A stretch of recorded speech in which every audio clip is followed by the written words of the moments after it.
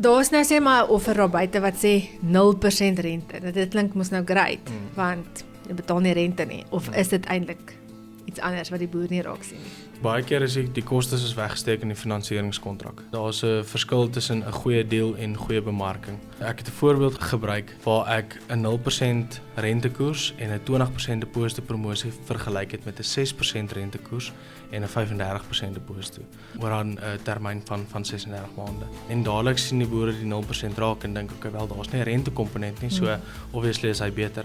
Maar wat weggesteek is in die finansieringskontrak is in promosie 1 moet jy die BTW in maand 5 terugbetaal aan die instansie. Waar in promosie 2 kan jy die BTW terugeis en dit as 'n ekstra deposito gebruik. Ja, so jy sê eintlik al is daar 'n 6% rentekomponent op 'n promosie, is hy eintlik beter.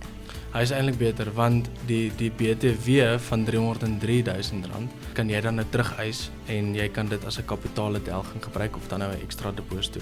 En dan beteken dit oor daai finansieringstermyn, al is daar 'n rentekomponent, is daar 'n besparing van R150 000.